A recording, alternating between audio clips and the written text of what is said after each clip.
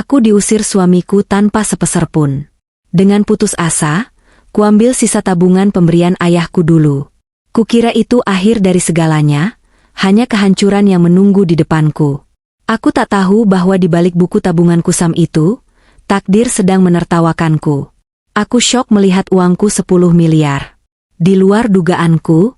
Sebelum ceritanya dimulai, silakan tulis di kolom komentar dari daerah mana saja teman-teman yang menonton cerita ini.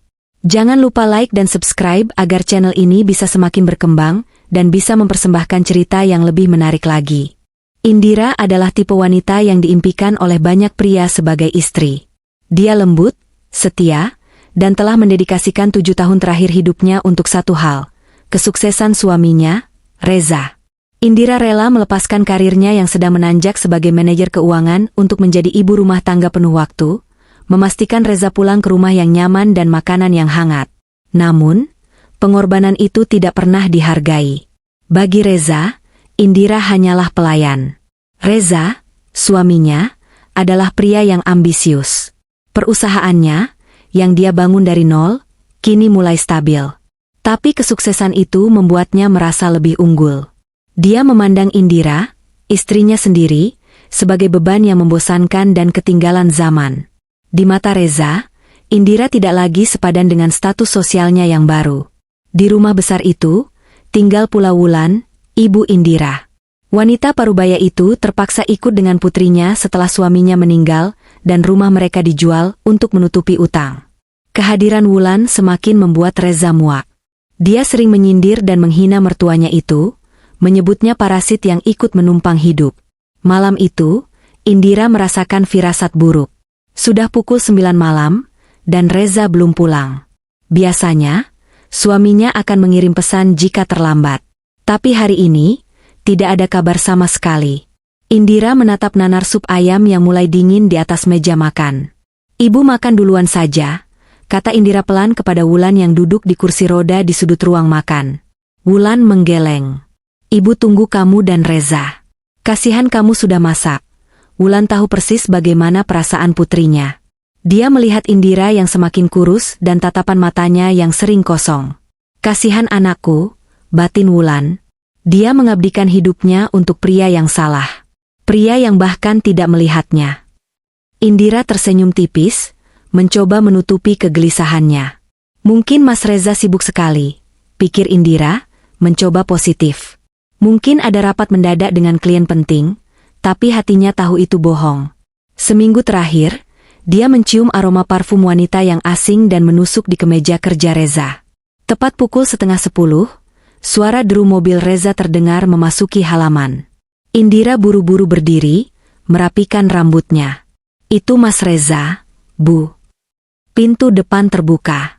Tapi yang masuk bukan hanya Reza. Reza, dengan kemeja birunya yang licin, masuk sambil menggandeng mesra pinggang seorang wanita muda.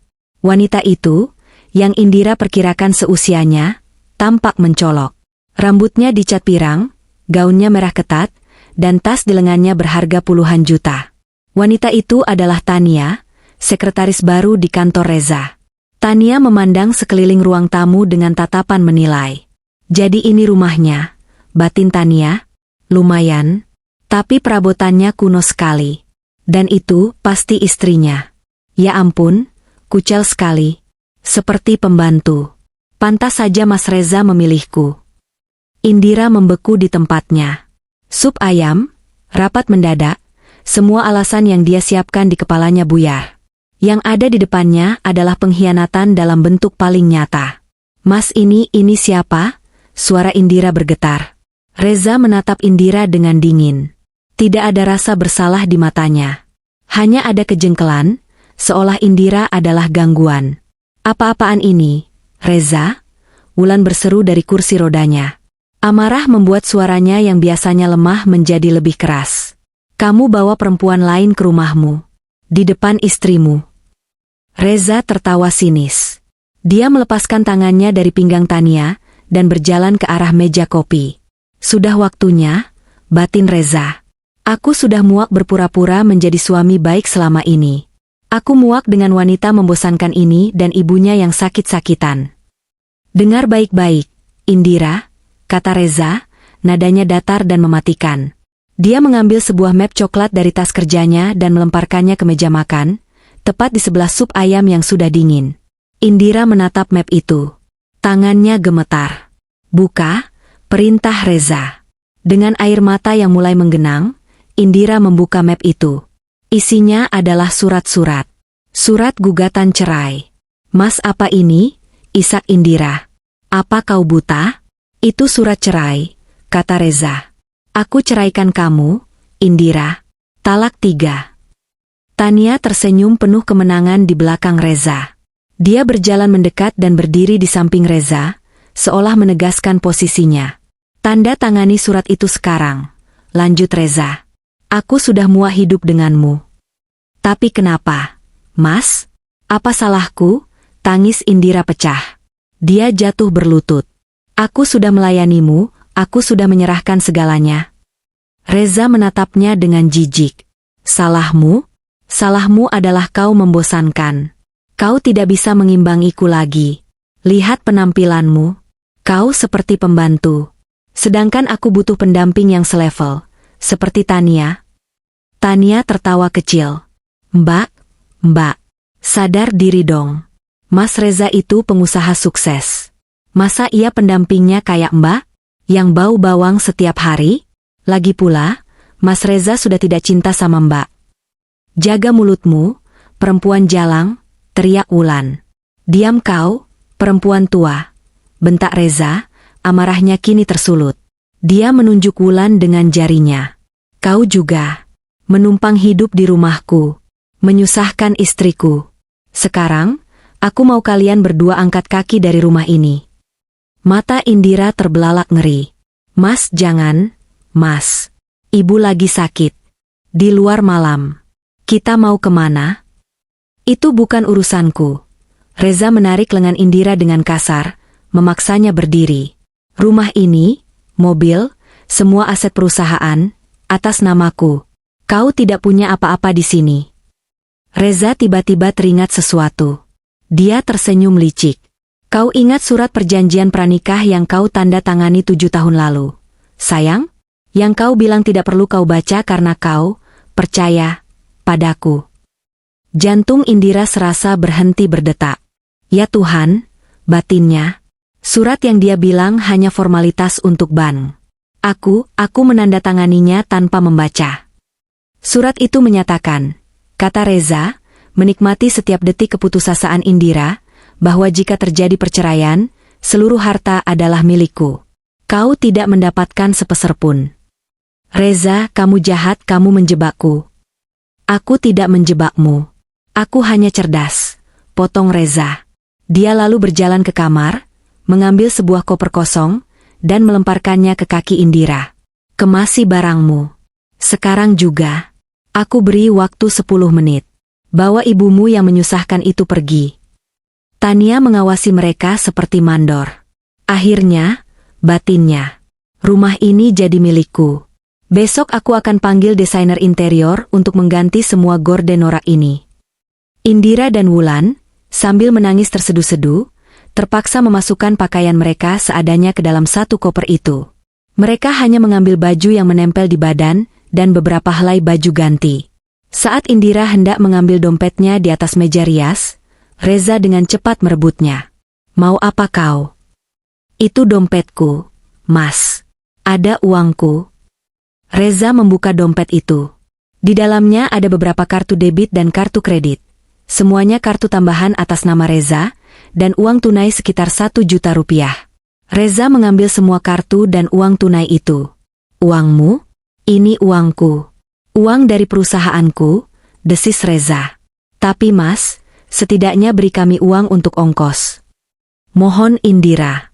Reza merogoh sakunya, mengeluarkan beberapa lembar uang 50 ribuan, mungkin total 200 ribu rupiah. Dia melemparkan uang itu ke lantai. Itu. Ambil. Cukup untuk ongkos kalian ke terminal.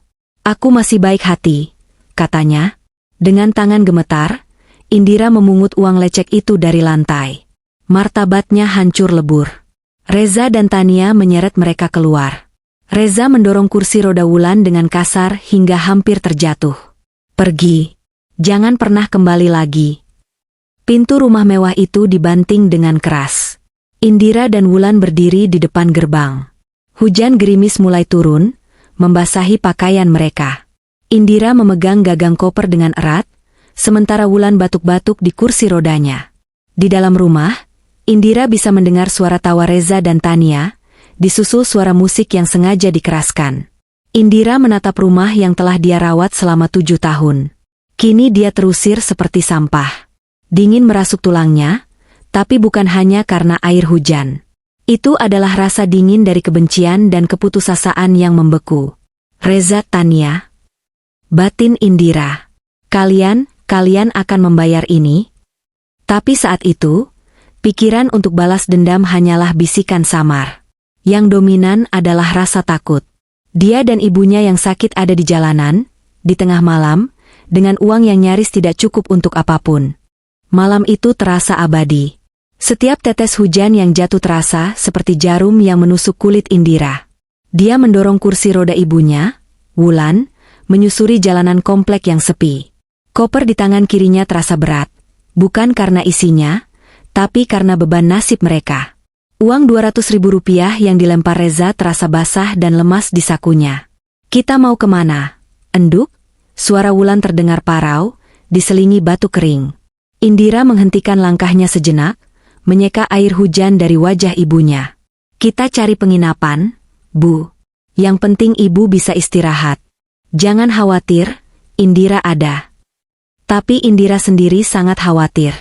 Penginapan mana yang mau menerima kami dengan uang segini? Batinnya. Dia tahu dia tidak bisa kembali ke rumah teman-temannya. Reza telah berhasil mengisolasi dirinya dari lingkaran sosialnya, membuat semua temannya memandangnya sebagai istri pengangguran yang bergantung pada suami. Mereka pasti akan memandangnya rendah. Setelah berjalan hampir 1 jam, mereka akhirnya keluar dari komplek mewah itu dan sampai di jalan raya yang lebih ramai. Di seberang jalan, di sebuah gang sempit dan gelap, ada papan nama yang kusam, Losmen Melati. Indira menelan ludah. Tempat itu tampak menyeramkan. Tapi mereka tidak punya pilihan. Dia mendorong kursi roda ibunya melintasi jalan, masuk ke gang yang becek. Resepsionis Losmen, seorang pria tua yang sedang merokok, memandang mereka dari atas ke bawah dengan curiga. Kamar paling murah, Pak, kata Indira, suaranya nyaris tak terdengar. Pria itu mengambil kunci. 100.000 semalam. Bayar di muka. Hati Indira sedikit lega. Setidaknya uang mereka cukup untuk 2 malam. Dia menyerahkan 2 lembar uang 50 ribuan. Sisa uangnya kini hanya 100.000 rupiah. Kamar mereka ada di lantai 1, tapi harus melewati lorong yang pengap. Begitu pintu dibuka, bau apek dan lembab langsung menyengat hidung. Kamarnya kecil, hanya ada 1 kasur pegas yang lapuk, 1 kipas angin berkarat di langit-langit, dan kamar mandi kecil yang kotor. Spraynya terasa lengket dan bernoda. Ini adalah dunia yang berbeda dari kamar mewah mereka yang ber-AC, dengan spray katun Mesir yang selalu dia ganti setiap 3 hari. Maafkan Indira, Bu. Hanya ini yang bisa Indira dapatkan malam ini. Isak Indira, sambil berusaha memindahkan ibunya dari kursi roda ke kasur. Wulan menggenggam tangan putrinya. Jangan minta maaf, Enduk. Yang penting kita bersama. Kamu istirahat ya. Tapi Wulan tidak bisa istirahat. Syok akibat pengusiran tadi, ditambah dinginnya air hujan, membuat kondisinya memburuk drastis. Sepanjang malam, Wulan batuk tanpa henti. Tubuhnya menggigil hebat. Meski Indira sudah menyelimutinya dengan selimut tipis Losmen dan jaketnya sendiri. Indira tidak tidur sedetik pun. Dia duduk di lantai dingin di samping kasur, memijat kaki ibunya dan mendengarkan suara napasnya yang berat. Dia juga bisa mendengar suara tikus berlarian di atas plafon dan pertengkaran dari kamar sebelah. Ya Tuhan, batin Indira. Apa yang harus kulakukan? Ibu butuh obat. Ibu butuh dokter. Uangku sisa 100.000. Besok harus beli makan. Setelah itu apa? Aku harus cari kerja. Tapi kerja apa? Aku sudah 7 tahun tidak bekerja. Keputusasaan itu nyata, mencekik lehernya. Dia teringat Reza dan Tania, tertawa di rumah mereka yang hangat. Rasa benci yang pekat mulai tumbuh, mengalahkan rasa sedihnya. Keesokan paginya, kondisi Wulan semakin parah. Bibirnya pucat dan kering, dahinya panas membara. Dia menggigil hebat. Ibu demam tinggi, kata Indira panik. Dingin, enduk, dingin. Rintih Wulan. Indira tahu dia tidak bisa menunggu. Dia harus membeli obat. Dia berlari keluar losmen, mencari apotek terdekat. Dengan sisa uangnya, dia membeli obat penurun panas generik, bubur instan, dan air mineral. Uangnya kini benar-benar habis. Dia kembali ke kamar dan menyuapi ibunya bubur, lalu meminumkan obat. Tapi obat itu sepertinya tidak berpengaruh banyak. Wulan terlalu lemah. Ibu harus ke dokter, kata Indira putus asa. Sudahlah, enduk, mungkin memang sudah waktunya ibu. Ibu jangan ngomong gitu, bentak Indira sambil menangis. Ibu harus sembuh. Ibu harus lihat Indira sukses. Ibu harus lihat Reza membayar semua perbuatannya. Wulan hanya bisa menatap putrinya dengan iba. Anakku, batin Wulan. Bebanmu terlalu berat. Indira duduk di sudut kamar, memeluk lututnya. Dia buntu. Tidak ada uang, tidak ada teman, tidak ada keluarga lain. Reza telah mengambil segalanya. Dia mencoba menelepon beberapa nomor yang dia hafal. Teman-teman sosialitanya dulu. Telepon pertama. Halo, Dira? Aduh, maaf ya, aku lagi sibuk banget nih, ada arisan. Nanti aku telepon balik ya. Panggilan ditutup. Aku dengar dari orang, dia diusir Reza karena selingkuh. Pikir teman itu dalam hati. Malas ikut campur masalah orang. Telepon kedua. Diangkat, tapi begitu mendengar suara Indira, langsung dimatikan. Telepon ketiga. Nomornya diblokir. Indira melempar ponsel murahnya ke kasur. Dia tertawa getir. Inilah teman-teman yang dulu sering dia traktir, yang sering memuji masakannya. Mereka semua hilang saat dia jatuh. Dia menatap koper satu-satunya yang mereka bawa. Koper lama yang dia pakai sejak zaman kuliah, sebelum dia mengenal kemewahan Reza. Dia membukanya, mencari-cari apakah ada sesuatu yang bisa dijual. Tidak ada. Hanya pakaian bekas.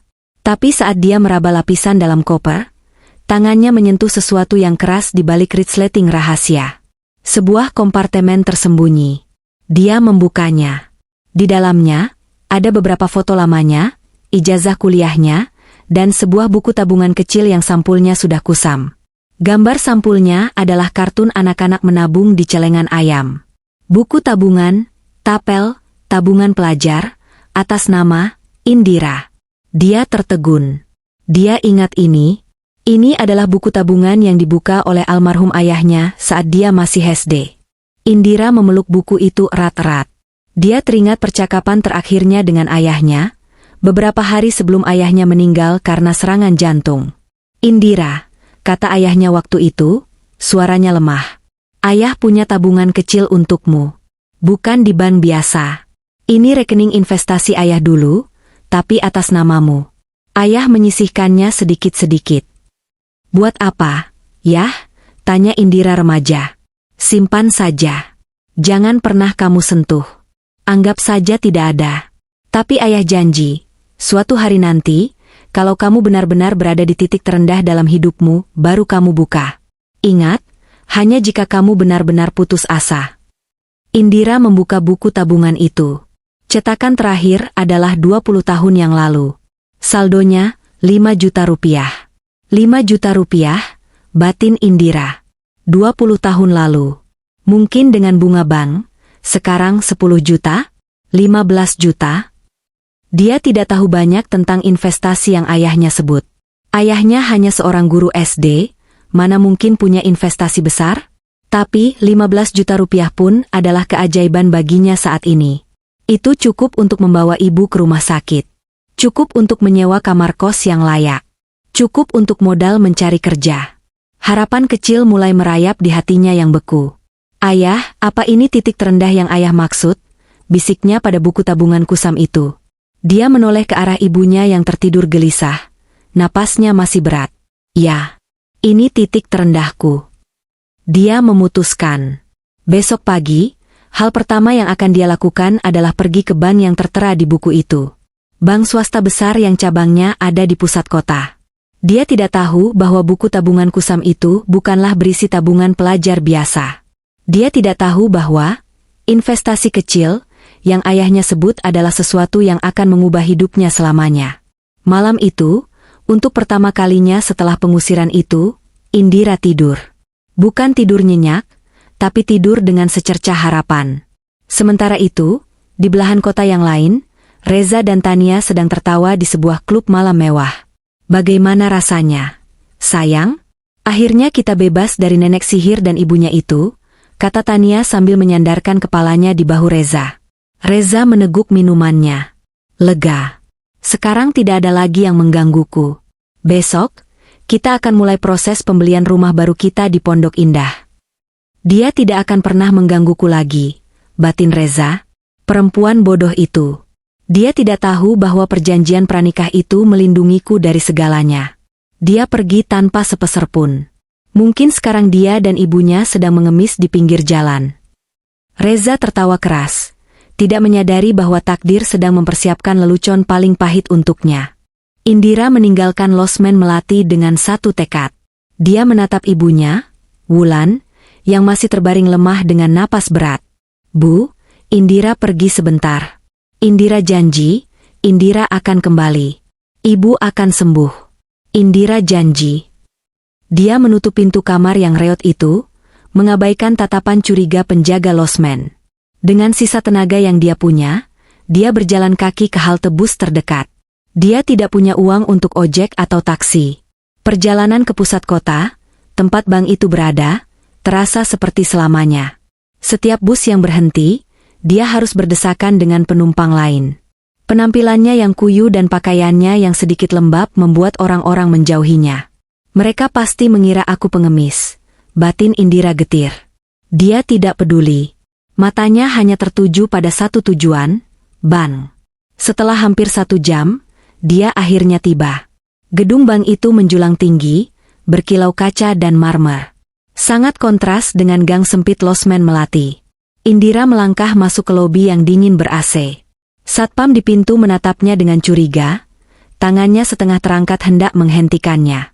Selamat pagi, Pak. Saya mau ke teller, kata Indira, berusaha terdengar percaya diri, meski suaranya bergetar. Satpam itu mengamatinya dari atas ke bawah, lalu akhirnya mengangguk pelan. Silakan ambil nomor antrian di sana. Indira mengambil nomor antrian. Dia duduk di kursi tunggu yang empuk, merasa sangat tidak pada tempatnya. Semua orang di sekitarnya berpakaian rapi, wangi, sibuk dengan ponsel mahal mereka. Sementara dia bahkan tidak yakin kapan terakhir kali dia mandi dengan benar. Dia memeluk tas selempangnya erat-erat. Di dalamnya, ada harta karun atau kekecewaan terbesarnya, buku tabungan kusam peninggalan ayahnya. Nomornya dipanggil. Teller 4. Indira berjalan ke meja teller. Seorang wanita muda berwajah ramah tersenyum padanya. Selamat pagi, Bu. Ada yang bisa dibantu? Pagi, Mbak. Saya mau cek saldo, kata Indira pelan. Dia mengeluarkan buku tabungan itu dari tasnya dan menyerahkannya. Senyum ramah teller itu sedikit memudar saat melihat buku tabungan yang sudah usang itu. Sampulnya lecek. Dan jenisnya adalah tabungan pelajar yang sudah puluhan tahun tidak dikeluarkan lagi. Paling isinya 100.000, batin teller itu, meski dia tetap berusaha profesional. Baik, Bu. Atas nama Indira ya. Boleh saya pinjam KTP Ibu? Indira menyerahkan KTP-nya. Teller itu mulai mengetik di komputernya. Pertama, dia mengetik nomor rekening dari buku itu. Sistemnya berputar sejenak. Lalu, sebuah notifikasi merah muncul di layar teller. Alis teller itu berkerut. Mohon maaf, Bu. Sepertinya ada sedikit masalah. Nomor rekening ini tidak terdaftar di sistem tabungan biasa. Jantung Indira mencelos. Jangan bilang ini rekening palsu. Batinnya panik. Jangan bilang harapanku hancur. Maksudnya bagaimana, Mbak? Apa rekeningnya sudah ditutup? Tanya Indira. Suaranya naik 1 oktav. Tenang dulu, Bu, kata teller itu, sedikit gugup melihat reaksi Indira. Bukan ditutup. Tapi ini sepertinya jenis rekening khusus. Saya coba akses manual, sebentar. Teller itu mencoba beberapa kali lagi. Lalu matanya terbelalak. Dia melihat deretan angka di layarnya. Angka yang sangat panjang. Dia menelan ludah. Dia menatap Indira, lalu menatap layarnya lagi. Dia tidak percaya dengan apa yang dia lihat. Ini tidak mungkin. Apa sistemnya error? Pikirnya. Dia mencoba refresh. Angkanya tetap sama. Mbak? Ada apa? Mbak? Desak Indira, melihat wajah pucat si teller. Teller itu dengan cepat menekan tombol intercom di bawah mejanya. Pak Fadli, bisa ke teller 4 sebentar? Ada yang harus Bapak lihat. Segera, Pak. Indira semakin panik. Ada apa ini? Apa aku ditipu? Apa ayahku ditipu? Beberapa saat kemudian, seorang pria berusia akhir 30-an, berpakaian rapi dengan jas dan dasi, datang terburu-buru. Dia adalah Fadli, sang manajer cabang. Dia tampak profesional dan tenang. Ada apa, Tika? Tanyanya pada si teller. Teller itu menunjuk layarnya, lalu menunjuk ke arah Indira dan buku tabungan kusam itu. Rekening ini, Pak, saya tidak yakin. Fadli melihat ke layar. Ekspresinya yang tenang langsung berubah. Sama seperti si teller, matanya membelalak. Tapi dia lebih bisa menguasai diri. Dia menatap Indira, yang kini berdiri gemetar penuh ketakutan. Ibu Indira, ya? Kata Fadli dengan suara yang dibuat setenang mungkin. Mari, Bu. Silakan ikut ke ruangan saya. Ada yang perlu kita bicarakan. Tika, tolong tangani antrian berikutnya. Indira merasa kakinya seperti jeli. Dia mengikuti Fadli masuk ke dalam ruangan kaca yang mewah di sudut lobi. Habislah aku, pikirnya. Pasti ini masalah besar. Fadli menutup pintu, menyuruh Indira duduk di kursi empuk di depan mejanya. Dia bahkan menuangkan segelas air putih untuk Indira. Silakan diminum dulu, Bu. Tenangkan diri Ibu. Indira meminum air itu dengan tangan gemetar. Ada apa, Pak? Apa tabungan saya bermasalah? Fadli duduk di hadapannya. Dia menatap buku tabungan itu, lalu menatap Indira. Ibu Indira, saya harus bertanya. Apa Ibu tahu sejarah dari rekening ini? Indira menggeleng. Saya tidak tahu, Pak. Itu peninggalan almarhum ayah saya. Beliau bilang, ini investasi kecil. Beliau bilang saya baru boleh membukanya kalau saya sudah di titik terendah. Indira tidak bisa menahan diri, air matanya mulai menetes lagi. Dan saya sekarang di titik terendah itu, Pak. Saya diusir suami saya. Ibu saya sakit parah di losmen. Saya tidak punya uang sepeser pun. Saya harap setidaknya ada beberapa juta di sana untuk biaya berobat. Fadli mendengarkan cerita itu dengan ekspresi prihatin. Dia menghela napas panjang. Ibu Indira, katanya pelan. Ayah Ibu almarhum, beliau bukan orang biasa. Beliau adalah orang yang sangat bijak.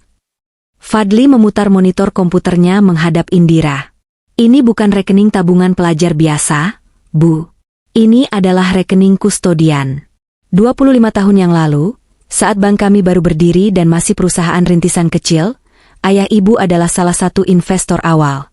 Beliau membeli saham pendiri. Beliau tidak pernah menjualnya. Beliau memasukkannya ke dalam rekening investasi ini atas nama Ibu, yang diatur untuk cair penuh saat Ibu berusia 30 tahun, atau kapanpun setelah itu Ibu mengaksesnya. Investasi saham? Indira tidak mengerti. Ayah saya hanya guru SD, Pak. Gajinya kecil. Mungkin beliau menginvestasikan semua pesangon atau warisannya, saya tidak tahu detailnya, kata Fadli. Yang saya tahu adalah selama 25 tahun ini, saham itu nilainya meroket.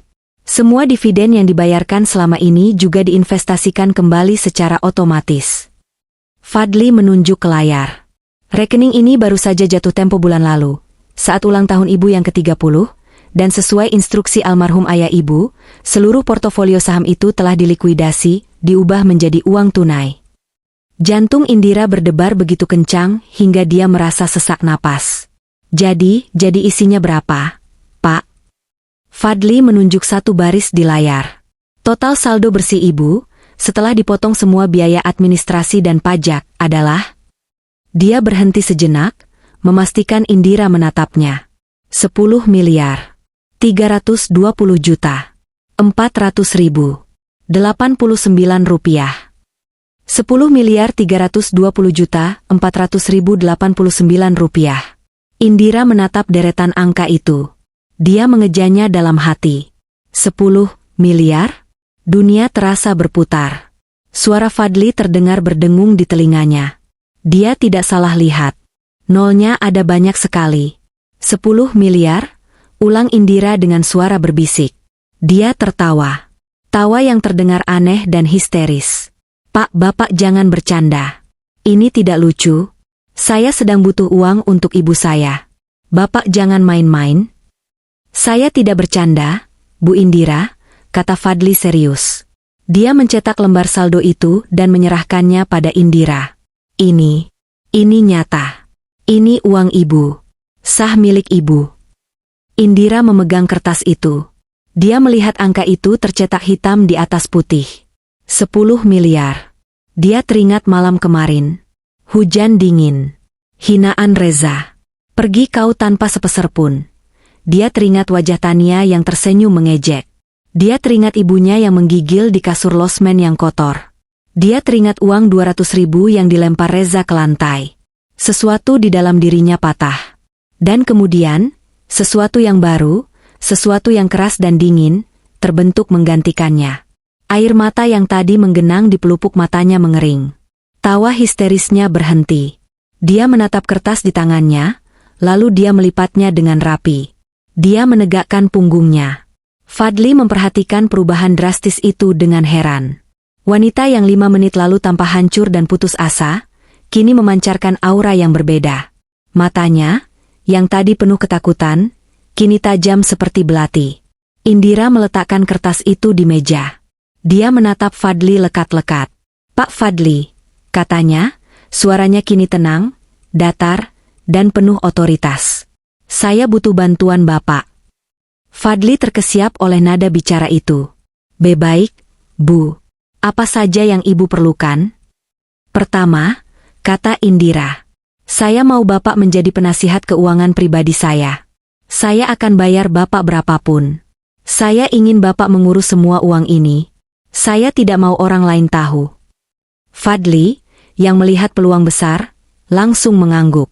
Saya bersedia, Bu Indira. Sebuah kehormatan. Kedua, saya butuh uang tunai. Sekarang. Dan saya butuh akses ke kartu debit dan kredit tanpa batas. Saya harus memindahkan ibu saya dari losmen kumuh itu. Tentu.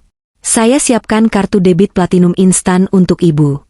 Dan saya bisa atur penarikan tunai, berapa yang ibu butuh. 100 juta. Tunai.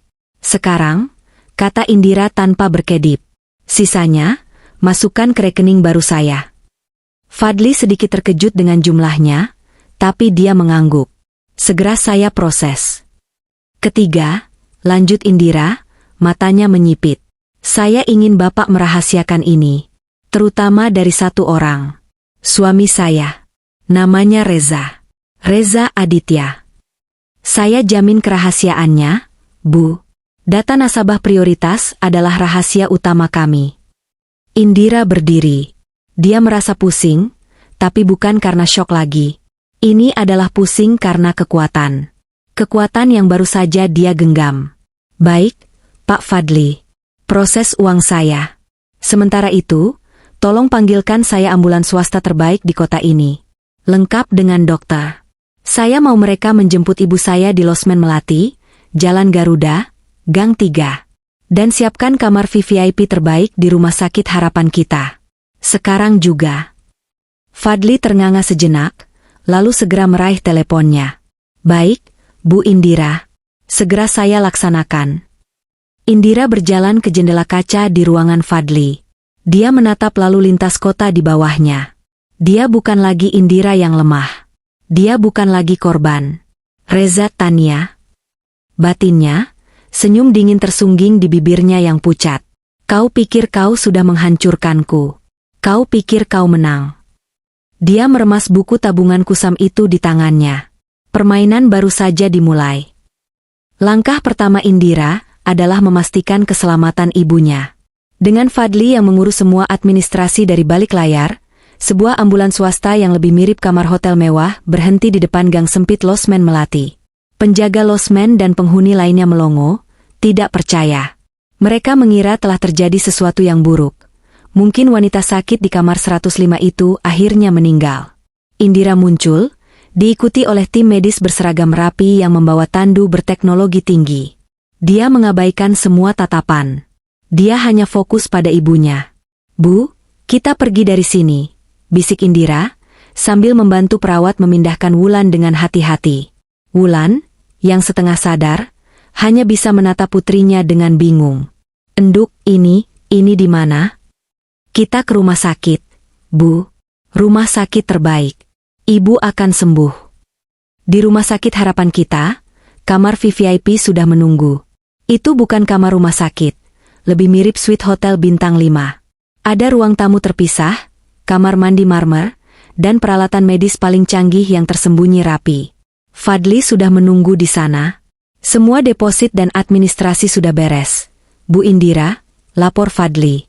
"Tim dokter spesialis terbaik akan segera memeriksa Ibu Wulan." Indira mengangguk. Untuk pertama kalinya dalam 3 hari, dia bisa bernapas lega.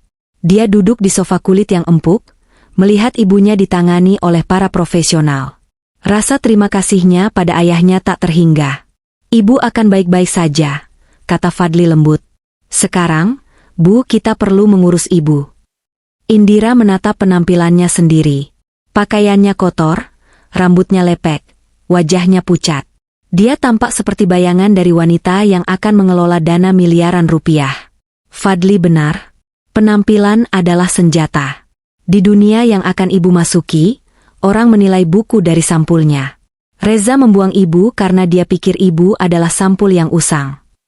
Hari itu, sementara Wulan menjalani pemeriksaan penuh, Indira menjalani transformasinya.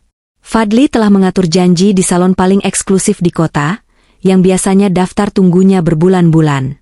Indira masuk sebagai wanita kuyu. Beberapa jam kemudian, dia keluar sebagai pribadi yang baru. Rambutnya yang panjang dan kusam dipotong menjadi model bob sebahu yang tajam dan elegan, diwarnai coklat gelap yang berkilau. Kulitnya dirawat, riasan wajahnya tipis namun tegas, menonjolkan matanya yang kini penuh perhitungan. Selanjutnya, Fadli membawanya ke butik-butik desainer ternama. "Jangan beli yang mencolok seperti selingkuhan suami ibu," saran Fadli bijak. "Beli yang menunjukkan kelas. Elegan, kuat, dan mahal." Indira, dengan selera yang sebenarnya dia miliki namun lama terpendam, memilih busana kerja yang tajam, gaun-gaun minimalis yang terbuat dari sutra dan wol terbaik, serta beberapa tas tangan klasik yang harganya setara dengan mobil. Para pelayan butik, yang awalnya memandangnya ragu, kini berlomba-lomba melayaninya, membungkuk setiap kali dia menyerahkan kartu debit platinum barunya. Dia memandang pantulan dirinya di cermin besar. Wanita di cermin itu menatapnya balik dengan dingin. "Ini aku," batin Indira. "Ini adalah Indira yang seharusnya. Indira yang tidak akan pernah diinjak-injak lagi." Langkah berikutnya adalah tempat tinggal. Dia tidak mungkin kembali ke losmen, dan dia tidak mau tinggal di rumah sakit. Fadli, dengan jaringannya yang luas, menunjukkan sebuah unit apartemen mewah di pusat kota. Letaknya strategis, keamanannya berlapis, dan pemandangannya menakjubkan. "Ini dijual off market, Bu. Pemiliknya butuh uang cepat," kata Fadli. Indira tidak perlu berpikir 2 kali. "Saya ambil. Tunai." Dia meminta Fadli untuk mendaftarkan apartemen itu atas nama ibunya, Wulan. "Harta pertamaku," pikirnya. "Atas nama satu-satunya orang yang tidak pernah mengkhianatiku. Reza tidak akan pernah bisa menyentuhnya." Dalam 3 hari, apartemen itu sudah terisi penuh dengan perabotan baru yang mewah namun nyaman. Seminggu kemudian, Wulan diizinkan keluar dari rumah sakit. Kondisinya membaik drastis. Nutrisi yang baik, obat-obatan terbaik, dan lingkungan yang tenang telah melakukan keajaiban. Ketika Indira membawanya ke apartemen baru mereka, Wulan menangis. Indira, ini semua dari mana? Enduk? Ibu takut ini uang dari mana? Wulan cemas putrinya melakukan hal yang tidak-tidak. Indira memeluk ibunya di ruang tamu yang bermandikan cahaya matahari. Ini uang ayah, Bu. Uang halal peninggalan ayah. Ayah menyimpannya untuk kita. Kita aman sekarang, Bu. Tidak akan ada lagi yang bisa menghina ibu. Tidak akan ada lagi yang bisa mengusir kita. Wulan akhirnya bisa tersenyum tulus. Dia melihat perubahan besar pada putrinya. Bukan hanya pakaiannya, tapi cara dia berjalan, cara dia berbicara. Putrinya yang dulu penurut dan lembut, kini menjadi wanita yang tangguh. Wulan tidak tahu harus senang atau sedih, tapi dia tahu satu hal, Reza telah melepaskan berlian. Setelah ibunya nyaman, dengan seorang perawat pribadi yang mengurus kebutuhannya, pikiran Indira beralih sepenuhnya ke satu hal, balas dendam. Dia memanggil Fadli ke apartemennya.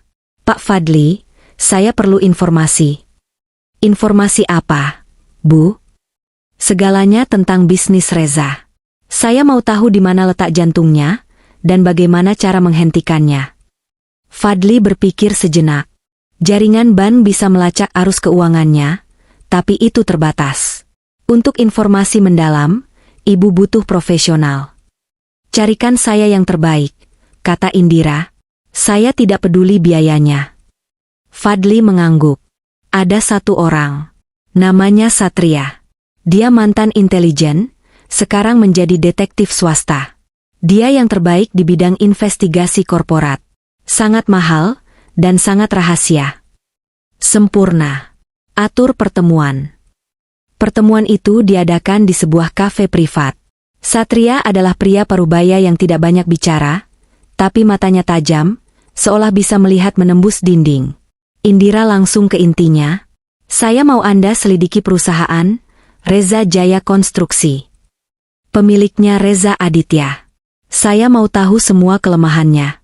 Klien utamanya, utang-utangnya, musuh-musuhnya. Saya juga mau informasi pribadi tentang Reza dan wanita simpanannya, Tania. Satria hanya mengangguk. Biaya saya 500 juta di muka. Laporan selesai dalam 2 minggu. Indira bahkan tidak berkedip. Dia mentransfer uangnya saat itu juga. Saya tunggu laporannya. 2 minggu itu terasa menegangkan. Indira menghabiskan waktunya belajar. Dia meminta Fadli mengajarinya tentang investasi, pasar saham, dan cara membaca laporan keuangan. Dia melahap semuanya. Dia mempelajari seluk-beluk bisnis konstruksi secara online. Dia bukan lagi ibu rumah tangga yang hanya tahu resep masakan. Dia sedang mempersiapkan perang. Tepat 2 minggu kemudian, Satria mengirimkan sebuah drive aman kepada Indira. Malam itu, Indira duduk di meja kerjanya yang terbuat dari kayu mahoni, di apartemen mewahnya. Dia membuka laporan itu. Isinya lebih mengejutkan dari yang dia duga. Satria benar-benar yang terbaik. Laporan itu berisi beberapa fakta kunci. Ketergantungan fatal. Persis seperti yang Indira duga, Reza Jaya Konstruksi memang sedang jaya, tapi sangat rapuh. 70% pendapatan mereka berasal dari satu kontrak besar jangka panjang dengan korporasi multinasional Jepang, Nakamura Corp, yang sedang membangun banyak pabrik di Indonesia. Pimpinan Nakamura Corp adalah seorang pria tua yang kaku dan sangat menjunjung tinggi nilai keluarga dan reputasi. Tikus di dalam lumbung, Reza, dalam kesombongannya, menyerahkan seluruh manajemen keuangan kepada rekan bisnis sekaligus sahabatnya, Rangga. Satria menemukan bukti tak terbantahkan bahwa Rangga telah menggelapkan dana perusahaan selama 2 tahun terakhir. Dia membuat faktur palsu dari pemasok fiktif dan mengalihkan uangnya ke rekening pribadi di luar negeri. Rangga sedang bersiap untuk melarikan diri. Bom waktu, Reza dan Tania sedang dalam proses pembelian rumah mewah di Pondok Indah seharga 8 miliar rupiah. Mereka sudah membayar uang muka 2 miliar. Sisa 6 miliar harus dilunasi minggu depan. Satria menemukan bahwa Reza berencana menggunakan uang pembayaran termin berikutnya dari Nakamura Corp untuk melunasi rumah itu. Jika pembayaran itu gagal, uang muka 2 miliarnya akan hangus.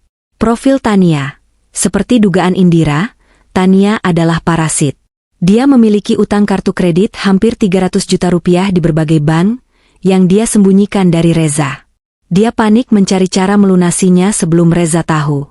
Indira membaca laporan itu berulang kali. Dia tersenyum. Ini bukan hanya kelemahan. Ini adalah peta kehancuran Reza yang sangat detail. Dia bergantung pada satu klien. Dia dikhianati oleh sahabatnya. Dia dibutakan oleh selingkuhannya. Dan dia akan segera kehilangan semua uangnya, batin Indira. Dia melihat 3 titik serangan yang jelas. Klien, Rangga, Tania. Dia akan menghancurkan ketiganya. Indira mengambil ponsel barunya. Dia menekan nomor Fadli. Pak Fadli, selamat malam, katanya dengan suara yang tenang dan dingin. Saya ada tugas baru untuk Bapak. Saya ingin Bapak segera mendirikan satu perusahaan cangkang. Atas nama saya. Namanya Anindira Solusi Global. Daftarkan sebagai perusahaan konsultan manajemen dan investasi. Rencana pembalasan dendamnya kini siap untuk dieksekusi. Pameran properti mewah di Hotel Bintang 5 itu penuh dengan orang-orang kaya baru. Denting gelas sampanye, tawa renyah yang dibuat-buat, dan aroma parfum mahal bercampur di udara yang dingin ber-AC. Di tengah keramaian itu, Reza Aditya dan Tania berjalan dengan dagu terangkat. Reza memakai jam tangan emas yang berkilau, sementara Tania memakai gaun merah menyala yang lebih cocok untuk klub malam daripada pameran sore hari. Lihat, sayang, Tania berbisik manja, lengannya melingkar erat di lengan Reza. Semua orang melihat kita. Mereka pasti iri. Tentu saja mereka iri, batin Tania. Aku mendapatkan pria terkaya dan paling tampan di sini. Dan aku akan segera pindah ke rumah seharga 8 miliar. Rumah yang 100 kali lebih baik dari kandang si Indira itu. Pikirannya lalu beralih sejenak ke tagihan kartu kreditnya yang terus menumpuk.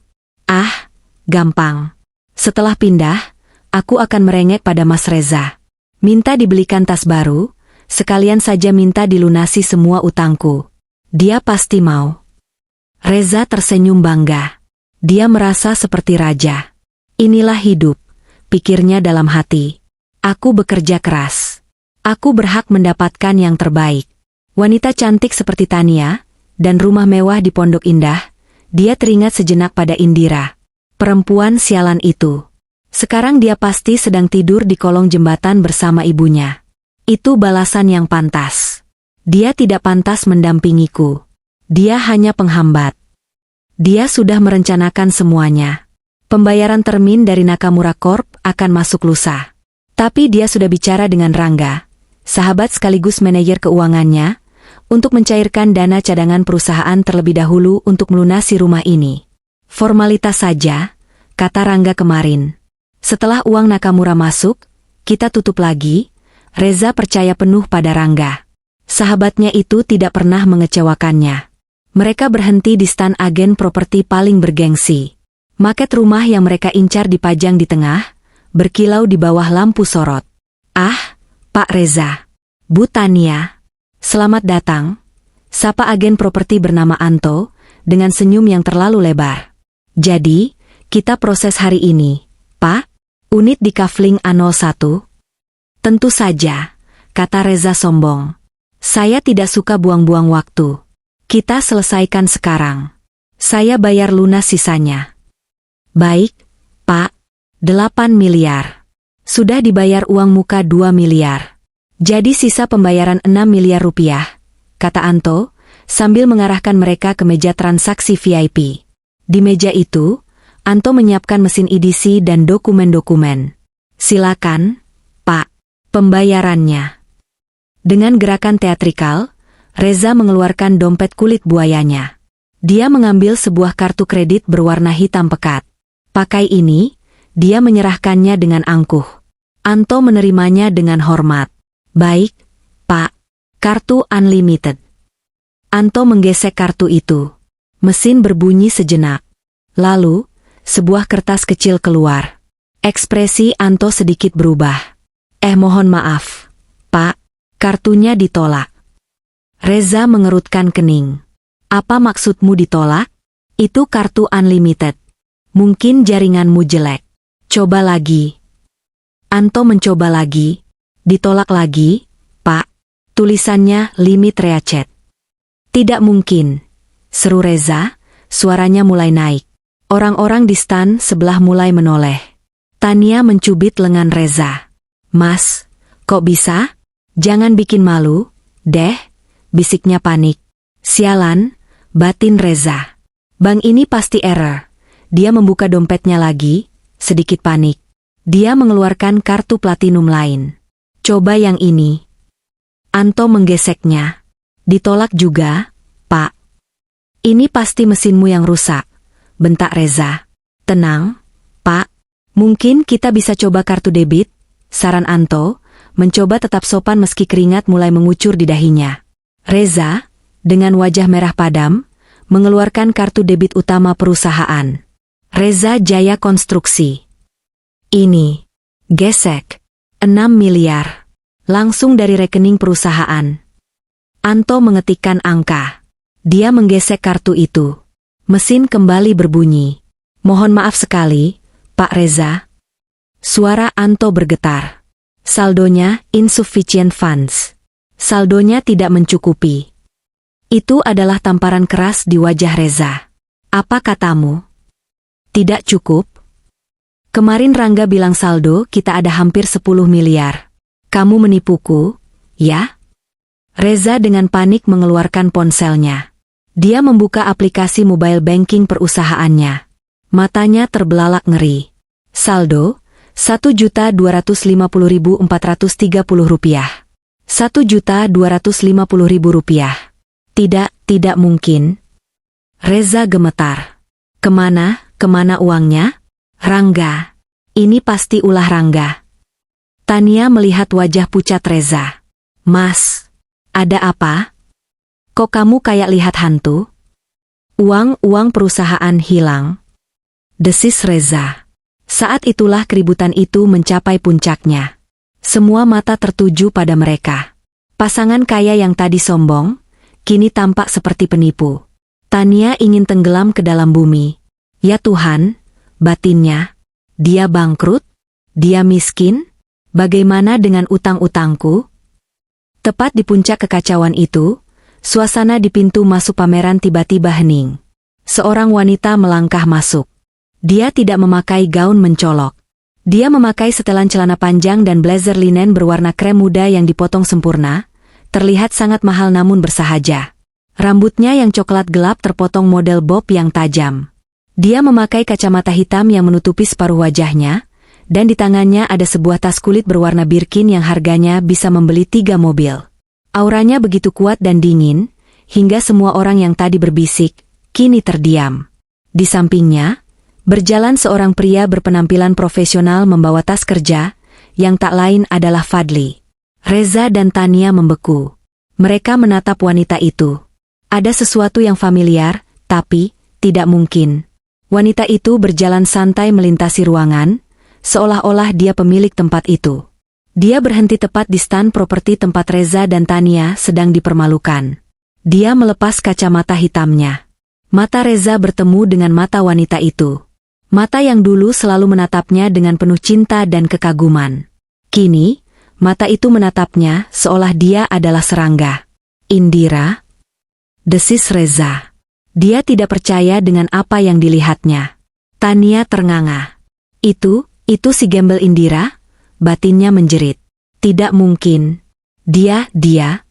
Bagaimana bisa dia berpakaian seperti itu? Tas itu tas asli. Dia pasti jadi simpanan om-om tua kaya raya." Rasa iri dan benci langsung membakarnya. Indira sama sekali tidak melirik mereka. Dia bahkan tidak menganggap mereka ada. Matanya tertuju pada Anto, si agen properti, yang kini sama bingungnya. "Permisi," suara Indira terdengar jelas dan tenang. Sangat berbeda dengan suaranya yang dulu lembut dan penurut. "Rumah di Kafling A01, Pondok Indah. Yang tadi sedang ditawar oleh bapak ini." Dia menunjuk Reza sekilas, seolah Reza adalah orang asing. "Apakah unit itu masih tersedia?" Anto tergagap. Dia melihat Reza yang pucat, lalu ke Indira yang glamor.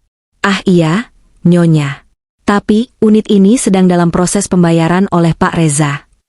"Dia tidak bisa bayar, kan?" potong Indira, nadanya datar. Anto tidak bisa berbohong. Dia mengangguk pelan. Indira tersenyum tipis. Bagus. Saya ambil. Tunai. Dia memberi isyarat kepada Fadli. Fadli melangkah maju, membuka tas kerjanya. Tunggu, teriak Reza, egonya tersengat. Kamu tidak bisa melakukan ini, Indira. Ini rumahku. Indira akhirnya menoleh, menatap Reza untuk pertama kalinya. Rumahmu? Bukankah kamu bilang kamu tidak bisa bayar? Dari mana kamu dapat uang sebanyak ini? Bentak Reza, wajahnya memerah karena malu dan marah. Kamu pasti melacur, kan? Jadi simpanan? Tania ikut menimpali. Iya, pasti. Perempuan gembel kayak kamu mana mungkin punya uang. Paling juga hasil jual diri. Fadli melangkah maju. Permisi, Pak. Tolong jaga ucapan Anda. Ibu Indira adalah klien prioritas di bank kami. Indira hanya mengangkat alisnya. Dia tidak terpengaruh sedikitpun oleh hinaan itu. Hinaan itu tidak lagi menyakitinya. Dia lalu menatap Anto. Pak Anto, saya tidak punya banyak waktu. 8 miliar, kan? Pak Fadli, tolong proses. Kita bayar lunas sekarang. Termasuk membatalkan uang muka Bapak ini yang 2 miliar itu. Jadi kami bayar penuh. Apa? Uang mukaku? Reza panik. Fadli menyerahkan kartu debit platinum atas nama Anindira Solusi Global kepada Anto. Silakan. Transfer penuh. 8 miliar. Sekarang. Anto, yang melihat kesempatan emas, tidak ragu lagi. Dia mengambil kartu itu, menggeseknya di mesin yang baru. Masukkan PIN, Pak, katanya pada Fadli. Fadli memasukkan PIN. Mesin berbunyi sejenak, lalu beep. Kertas struk keluar panjang. Up profit. Seluruh stan itu hening. Anto membungkuk hampir 90 derajat kepada Indira. Terima kasih banyak, Nyonya Indira. Selamat, rumahnya resmi jadi milik Anda. Dokumen akan segera kami siapkan. Reza dan Tania berdiri terpaku. Hancur. Mereka baru saja kehilangan rumah impian mereka, dan uang muka 2 miliar mereka hangus, diambil alih oleh wanita yang baru 2 minggu lalu mereka usir seperti sampah. Indira, Reza berteriak putus asa. Kamu. Indira memasang kembali kacamata hitamnya. Dia berbalik untuk pergi. Dia berhenti sejenak di samping Reza. UPS, maaf, katanya dengan nada ringan yang dibuat-buat. Saya ambil yang ini. Lalu dia melirik Tania dari atas ke bawah. Gaun yang bagus. Sayang, terlalu ketat. Terlihat murahan. Indira dan Fadli berjalan keluar dari pameran, meninggalkan Reza dan Tania yang menjadi tontonan. Bisikan-bisikan kini berubah menjadi tawa tertahan. Ya ampun, kasihan sekali. Ditolak kartunya, rumahnya diambil alih sama siapa itu? Mantan istrinya? Ya? Gila, mantannya cantik sekali. Kayak sosialita. Pantas saja. Reza gemetar. Bukan hanya karena marah, tapi karena ketakutan. Dia dengan panik mencoba menelepon Rangga. Nomor yang Anda tuju sedang tidak aktif. Reza akhirnya sadar. Rangga kabur. Uangnya hilang. Rumahnya hilang. Uang mukanya hangus. Dia menatap Tania, yang kini menatapnya dengan jijik. Mas, kamu beneran bangkrut. Reza tidak menjawab. Dunianya hancur berkeping-keping. Perjalanan pulang ke rumah lama terasa seperti perjalanan ke pemakaman. Tidak ada yang berbicara di dalam mobil. Reza mencengkeram setir begitu erat, hingga buku-buku jarinya memutih. Pikirannya kacau balau. 1 juta. Sisa uang di rekening perusahaannya hanya 1 juta. Rangga, sahabatnya, adiknya, telah membawanya kabur. Kemana? Swiss? Singapura? Dan Indira. Bayangan Indira yang berdiri angkuh dengan tas mahalnya terus berputar di kepalanya. Uang dari mana? Klien prioritas? Bagaimana mungkin perempuan yang hanya tahu urusan dapur itu bisa? Begitu mereka tiba di rumah, racun itu meledak. Kamu bohong. Tania menjerit begitu pintu ditutup. Dia melemparkan tasnya ke lantai. Kamu bilang kamu kaya. Kamu bilang kamu pengusaha sukses. Ternyata kamu penipu. Miskin. Diam, Tania, bentak Reza. Dia tidak punya tenaga untuk meladeni wanita itu. Diam. Kamu memalukan aku di depan semua orang. Rumah kita diambil si gembel itu. Si Indira. Dan kamu cuma diam saja? Reza berlari ke ruang kerjanya. Dia membanting pintu, tapi Tania mengikutinya. Sekarang gimana? Utang-utangku siapa yang mau bayar? Teriak Tania, akhirnya menunjukkan kepanikan aslinya. Aku sudah gesek kartu kreditku 300 juta untuk persiapan pindah. Aku kira kamu bakal bayarin. Reza, yang sedang panik membuka laptopnya, menoleh. Apa? 300 juta? Kamu gila? Aku gila? Kamu yang gila. Kamu sudah bangkrut tapi masih mau beli rumah 8 miliar. Reza tidak peduli lagi. Dia membuka semua file keuangan. Kosong. Semua rekening operasional, rekening cadangan, semua dikuras habis. Rangga tidak menyisakan apapun. Hanya tagihan-tagihan dari pemasok yang belum dibayar, dan daftar gaji karyawan yang akan jatuh tempo lusa. Dia ambruk di kursinya. Habis. Semuanya habis. Dia bukan hanya kehilangan rumah. Dia akan kehilangan perusahaannya. Dia akan dituntut oleh pemasok. Dia akan didemo karyawan.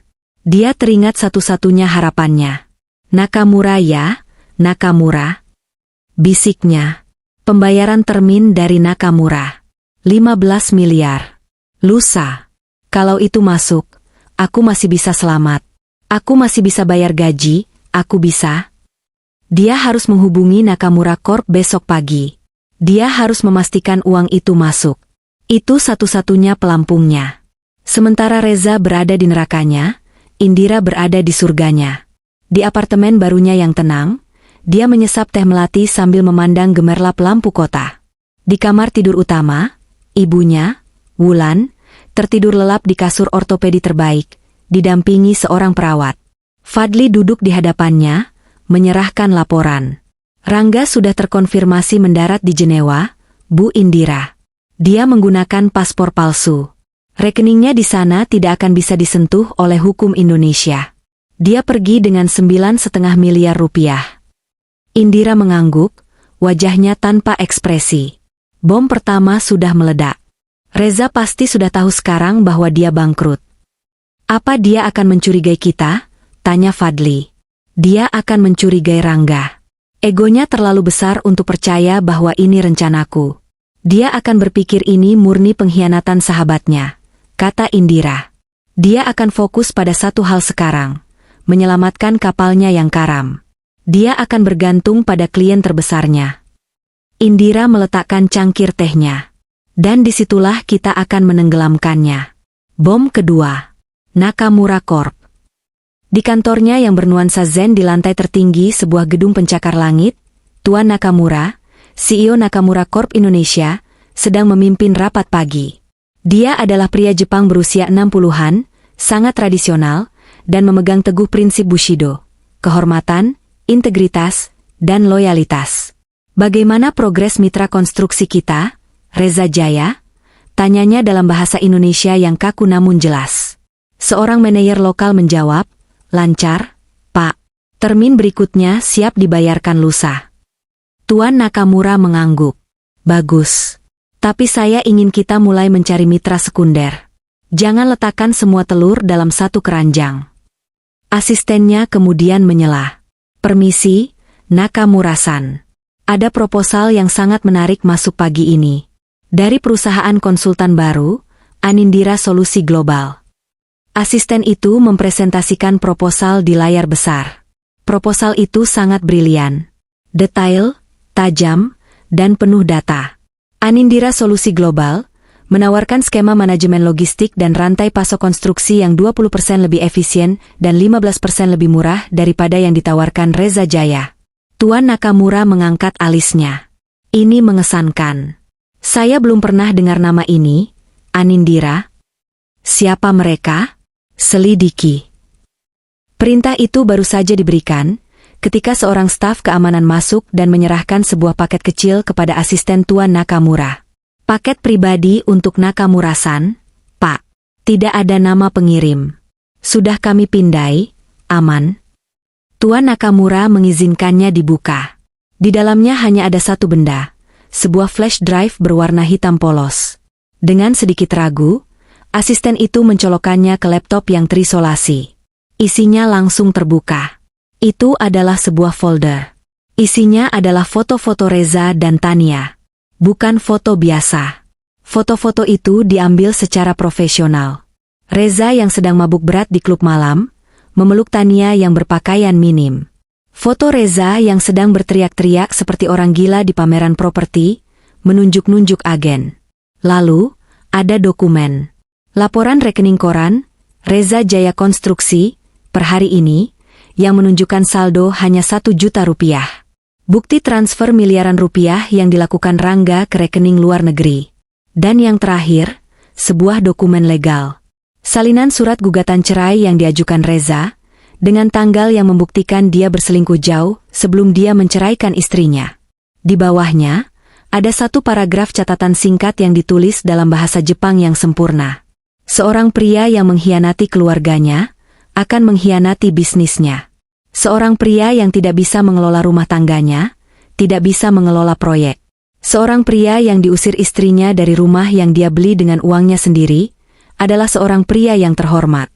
Tapi seorang pria yang mengusir istrinya yang setia dan ibunya yang sakit ke jalanan, tanpa sepeser pun dia adalah sampah. Wajah Tuan Nakamura berubah menjadi dingin seperti es. Dia adalah seorang pria yang sangat menghormati ibunya dan istrinya.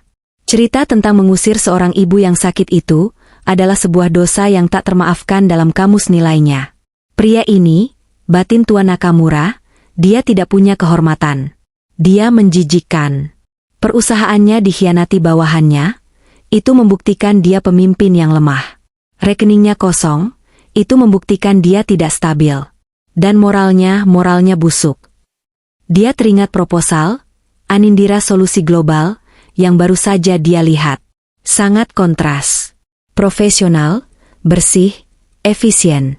Asisten, kata Tuan Nakamura, suaranya datar dan mematikan. Batalkan pembayaran termin untuk Reza Jaya. Segera. Tapi, Pak, kontraknya. Kontrak kita memiliki klausul moralitas dan stabilitas finansial. Dia telah melanggar keduanya. Batalkan, tegas Tuan Nakamura. Dan atur pertemuan dengan CEO dari Anindira Solusi Global. Secepatnya. Saya ingin bertemu orang ini.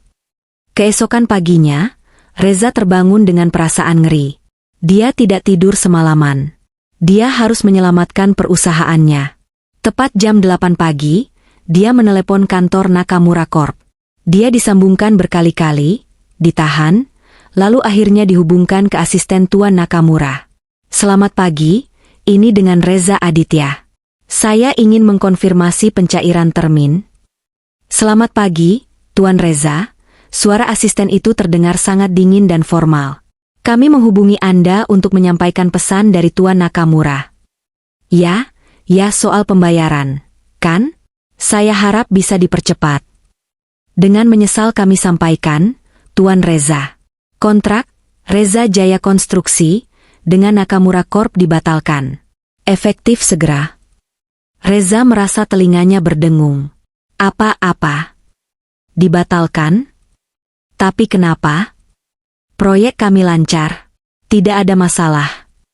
Tuan Nakamura menemukan bahwa perusahaan Anda tidak lagi stabil secara finansial untuk melanjutkan proyek skala besar kami. Tidak stabil? Itu bohong. Itu hanya masalah sementara. Saya bisa perbaiki, teriak Reza panik. Ada jeda sejenak di telepon. Selain itu, Tuan Reza, ada masalah reputasi pribadi Anda yang serius, yang tidak bisa diterima oleh nilai-nilai perusahaan kami. Selamat siang. Klik. Telepon ditutup. Reza menatap ponsel di tangannya. Dunianya runtuh. 70% pendapatannya hilang. Pemasok akan menagihnya. Karyawan akan menuntut gaji. Bank akan menyita asetnya, yang tidak ada. Dia bangkrut. Dia di blacklist. Dia kini tahu. Ini bukan hanya Rangga. Ini bukan kebetulan. Indira? Desisnya, Namanya terasa seperti racun di lidahnya. Ini pasti ulahmu. Perempuan jalang itu, tapi bagaimana caranya? Dia membanting ponselnya ke dinding hingga hancur berkeping-keping. Dia meraung seperti binatang yang terluka. Dia telah kehilangan segalanya. Reza tidak gila, tapi nyaris. Setelah telepon dari Nakamura Corp ditutup, dia menghancurkan ruang kerjanya. Dia membanting laptop, merobek dokumen, melempar kursi. Dia meraung, meneriakkan 3 nama berulang kali. Rangga, Nakamura, dan Indira. Ini pasti Indira. Otaknya yang panik mencoba menyambungkan titik-titik. Pameran properti, lalu Nakamura, dia pasti melakukan sesuatu. Tapi bagaimana? Perempuan bodoh itu. Apa yang dia tahu soal bisnis? Egonya menolak untuk percaya bahwa Indira, wanita yang dianggapnya lemah, bisa mendalangi ini. Dia mengalihkan amarahnya pada target yang lebih mudah. Rangga, dia menggeram. Pengkhianat, aku akan membuatmu membusuk di penjara. Dalam keputusasaan dan kemarahan buta, Reza melakukan hal terbodoh yang bisa dia lakukan. Dia pergi ke kantor polisi. Dia melaporkan Rangga, sahabatnya sendiri, atas penggelapan dana 9,5 miliar rupiah. Reza berpikir ini adalah langkah cerdas. Dia pikir ini akan membuatnya terlihat seperti korban di mata klien dan pemasok lain. Dia salah besar. Keesokan harinya, berita itu meledak di semua koran bisnis. Reza Jaya Konstruksi kolaps. Direktur keuangan kabur bawa 10 miliar. CEO Reza Aditya laporkan sahabat sendiri. Berita itu adalah paku terakhir di peti mati perusahaannya. Bukannya mendapat simpati, Reza malah dicap sebagai pemimpin gagal. Pemimpin macam apa yang tidak tahu keuangannya digerogoti sahabat sendiri selama 2 tahun, begitu tulis salah satu tajuk berita. Para pemasok yang belum dibayar, yang tadinya masih mau menunggu, kini panik. Mereka serentak mengirimkan somasi dan ancaman tuntutan hukum. Kantor Reza didemo. Karyawannya, yang tidak gajian, mogok kerja. Reza Jaya Konstruksi lumpuh total dalam waktu kurang dari 24 jam. Di tengah kekacauan itu, ada satu orang lagi yang panik, Tania. Dia melihat Reza berubah dari raja menjadi monster yang bangkrut dalam semalam. Dia mengunci diri di kamar tamu, takut pada raungan Reza. Tapi ketakutannya pada Reza tidak seberapa dibanding ketakutannya pada debt collector. Utang 300 jutanya sudah jatuh tempo. Ponselnya berdering tanpa henti. Nyonya Tania, tagihan kartu platinum Anda. Tania, ini cicilan mobilmu. Tania menangis histeris. Habislah aku, batinnya. Reza miskin. Dia tidak mungkin membayarku. Aku akan dipenjara. Atau lebih buruk lagi, mobil dan tasku akan ditarik. Di puncak keputusasaannya, sebuah pesan masuk ke ponselnya dari nomor tak dikenal. Saya tahu masalah Anda, Mbak Tania. Saya tahu soal utang 300 juta Anda. Saya punya solusi. Temui saya di lobi Hotel Grandia jam 3 sore ini. Sendirian? Tania terkejut. Siapa ini? Tapi dia putus asa. Ini mungkin satu-satunya kesempatannya. Dia menyelinap keluar rumah tanpa sepengetahuan Reza. Di lobi Hotel Grandia, dia bertemu dengan seorang pria berpenampilan necis yang memperkenalkan diri sebagai manajer investasi. Pria itu, tentu saja, adalah orang yang disewa oleh Satria atas perintah Indira. Mbak Tania, kata pria itu dengan suara meyakinkan. Saya mewakili grup investor privat. Kami mencari nasabah khusus. Kami punya program investasi kilat. Jaminan untung 100% dalam 3 hari. Mata Tania berbinar. 100%? Dalam 3 hari? Betul, ini eksklusif. Khusus untuk Anda. Kami lihat Anda punya potensi. Mbak Tania kan sosialita terkenal, kata pria itu, memuji egonya. Tapi saya tidak punya uang, kata Tania jujur, harga dirinya runtuh. Pria itu tersenyum. Saya yakin Anda punya sesuatu. Perhiasan? Jam tangan? Reza Aditya pasti memberi Anda banyak hadiah, kan? Jual itu semua. Investasikan pada kami. Dalam 3 hari, utang 300 juta Anda lunas, dan Anda masih punya sisa 300 juta lagi untuk memulai hidup baru. Tinggalkan Reza yang sudah bangkrut itu. Ide itu tertanam di benak Tania. Meninggalkan Reza. Memulai hidup baru. Ya, Mas Reza memang memberiku banyak perhiasan, pikir Tania. Gelang berlian, kalung, jam tangan Rolex, kalau kujual semua, mungkin bisa dapat 300 juta. Dia tidak tahu bahwa sebagian besar perhiasan yang diberikan Reza padanya adalah barang KW Super dari Tiongkok. Reza terlalu pelit untuk membelikannya yang asli. Malam itu, dia mengumpulkan semua harta karunnya. Dia membawanya ke toko gadai. Pemilik toko gadai tertawa. "Mbak, ini semua palsu. Paling saya hargai 5 juta untuk semuanya." Tania hancur. 5 juta? Dia kembali ke rumah Reza, putus asa. Dia nekat. Dia tahu Reza masih menyimpan uang tunai darurat di brankas ruang kerjanya. Reza pernah memberitahunya kodenya saat mereka masih mesra. Tengah malam, saat Reza tertidur kelelahan setelah mabuk, Tania menyelinap ke ruang kerja. Dia membuka brankas. Di dalamnya, ada tumpukan uang tunai. Sisa-sisa uang operasional terakhir yang berhasil ditarik Reza sebelum rekeningnya dibekukan. Totalnya, 50 juta rupiah. Ini dia, batin Tania. Tidak apa-apa. 50 juta. Dalam 3 hari jadi 100 juta. Lalu kuputar lagi, jadi 200 juta. Lalu jadi 400 juta. Aku bisa. Dia mengambil semua uang itu. Keesokan paginya, dia mentransfer seluruh 50 juta itu ke rekening perusahaan investasi yang diberikan pria kemarin. Lalu dia menunggu. Hari pertama, pria itu masih mengiriminya kabar. Proses, Bu.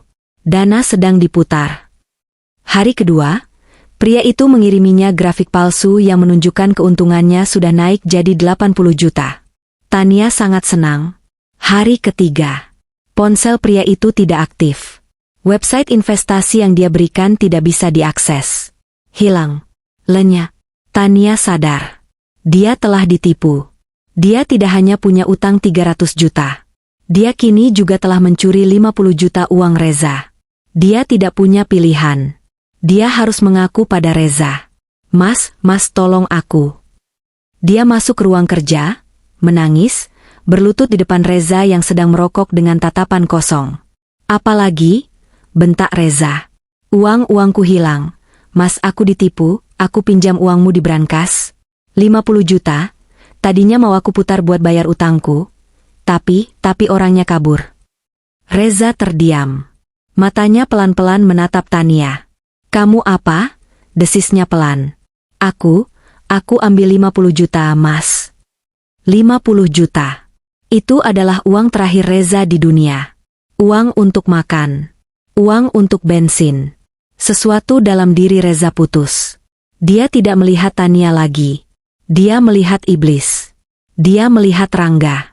Dia melihat Indira. Dia melihat semua pengkhianat. Parasit. Reza mengaum. Dia berdiri dan menampar Tania begitu keras, hingga wanita itu jatuh tersungkur. "Kamu sama saja. Kamu pencuri. Parasit."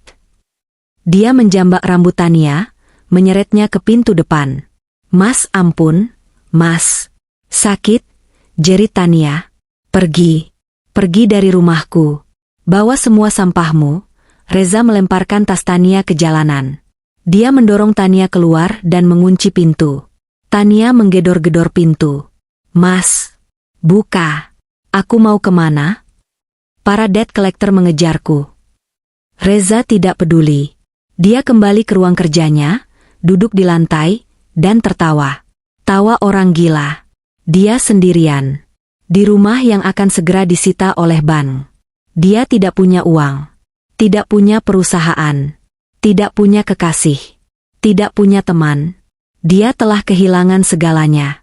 Seminggu setelah mengusir Tania, kenyataan menghantam Reza seperti truk. Rumahnya resmi disita oleh bank. Dia diberi waktu 2x24 jam untuk mengosongkan tempat itu. Surat-surat tagihan dari pemasok menumpuk di depan pintunya, berubah menjadi somasi hukum. Dia dinyatakan bangkrut secara personal dan korporat. Dia tidak punya tempat untuk pergi. Tidak punya uang untuk makan. Dia menjual jam tangan emasnya, satu-satunya yang asli, hanya untuk bertahan hidup beberapa hari lagi di sebuah motel murah yang bau rokok. Pria yang sebulan lalu adalah CEO sombong, kini tampak 10 tahun lebih tua. Janggutnya tidak dicukur, pakaiannya kusut, dan matanya merah cekung karena kurang tidur dan terlalu banyak alkohol murah. Dia adalah bayangan dari dirinya yang dulu. Kemudian panggilan itu datang. Dari kurator kepailitan yang ditunjuk Ban. Pak Reza Aditya. Anda diwajibkan hadir dalam rapat kreditor darurat besok. Jam 10 pagi di kantor pusat bank. Kami akan melelang sisa aset, Reza Jaya Konstruksi, untuk menutupi utang Anda. Reza tertawa getir. Aset apa? Nama perusahaan yang sudah busuk. Namun dia harus datang. Ini adalah akhir dari segalanya. Keesokan paginya, dia datang ke bank. Dia masuk lewat lobi yang sama tempat Indira dulu berjalan masuk.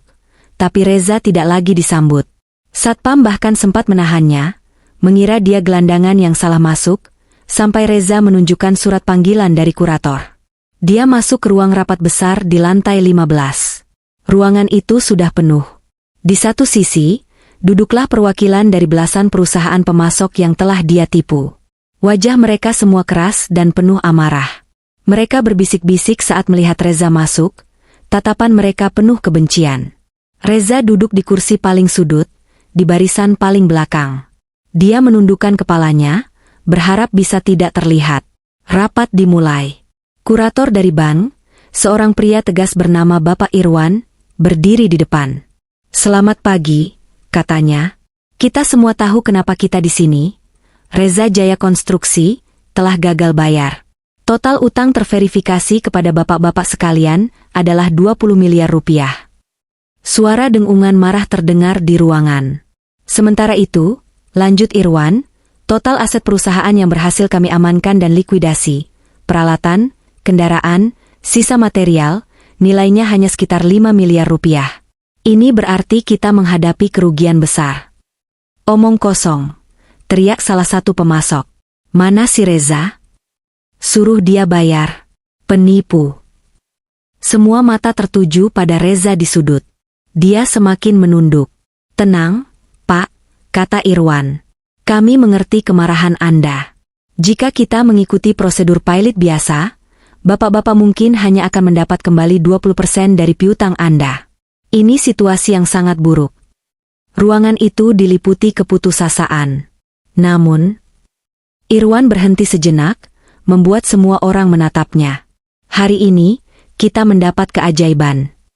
Ada satu investor, lanjutnya, yang telah mengajukan penawaran luar biasa tadi malam.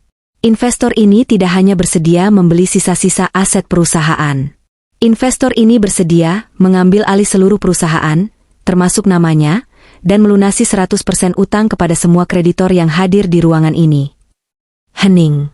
Keheningan total yang tidak percaya. Para pemasok saling pandang. Lunas? 100%?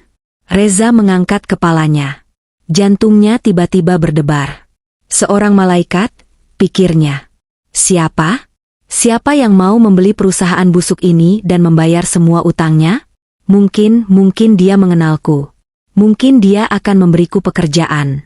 Ya, ini dia. Ini kesempatan keduaku. Harapan putus asa itu berkobar di dadanya. Siapa?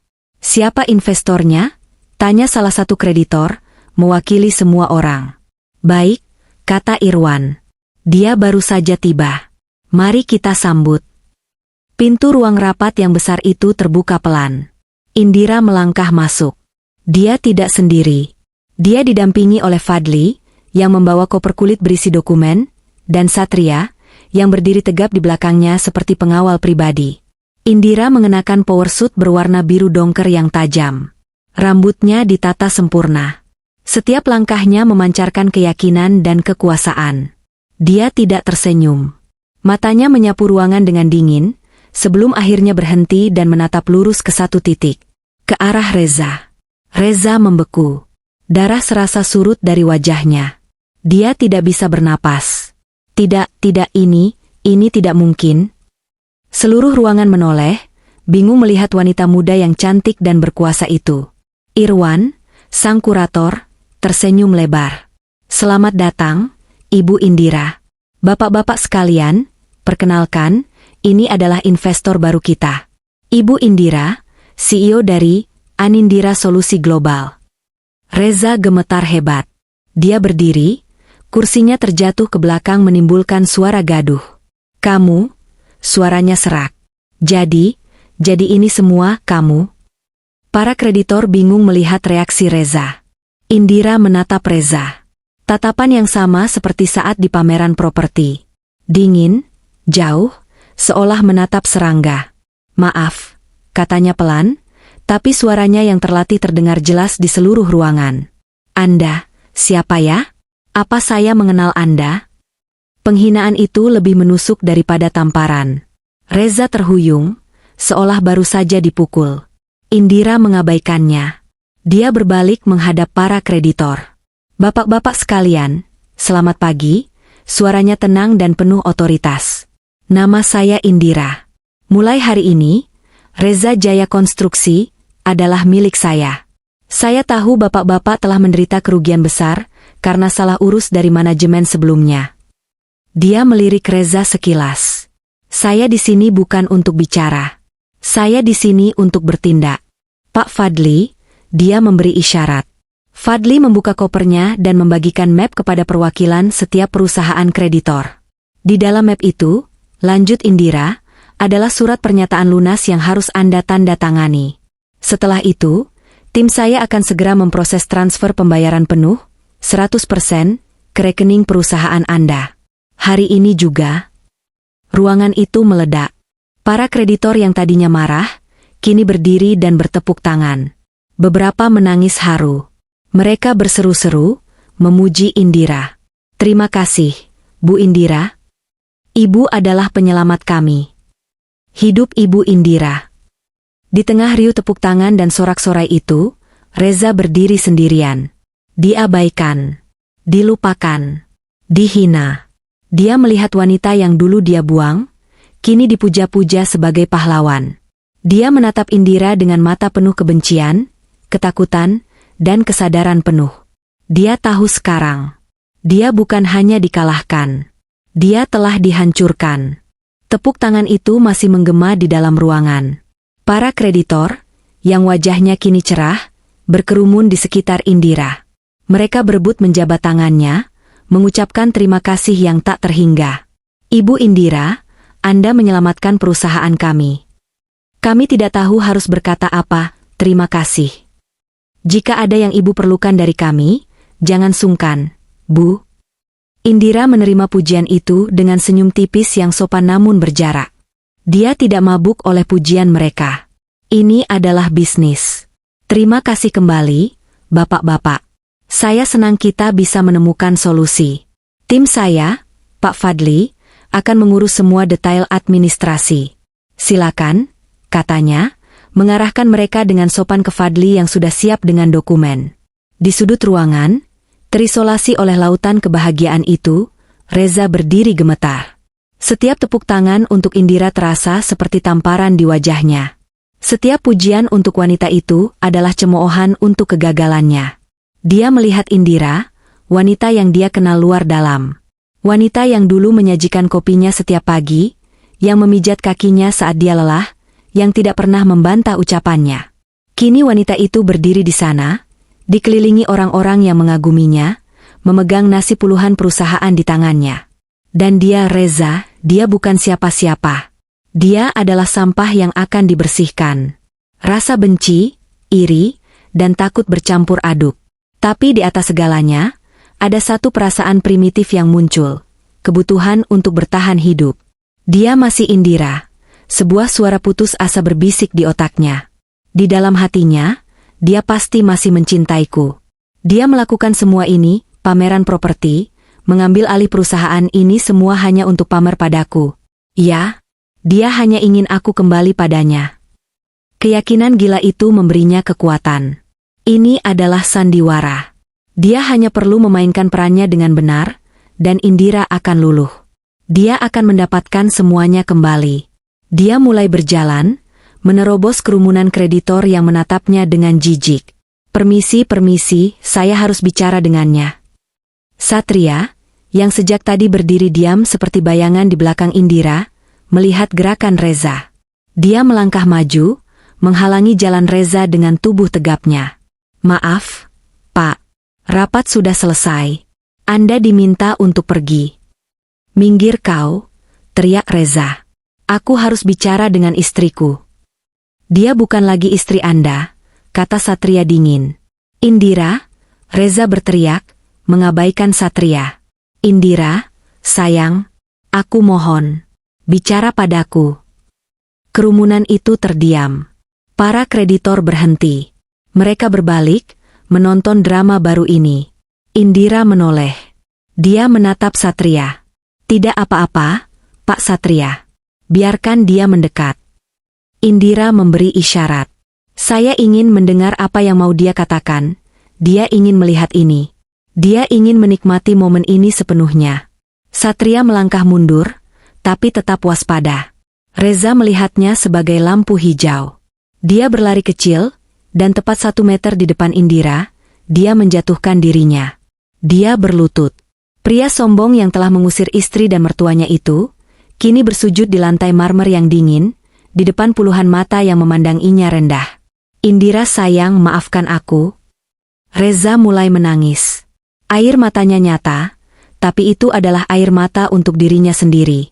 Aku mohon, maafkan aku hilaf malam itu, Dir. Indira hanya menatapnya, wajahnya tak terbaca. Aku dibutakan, Dir.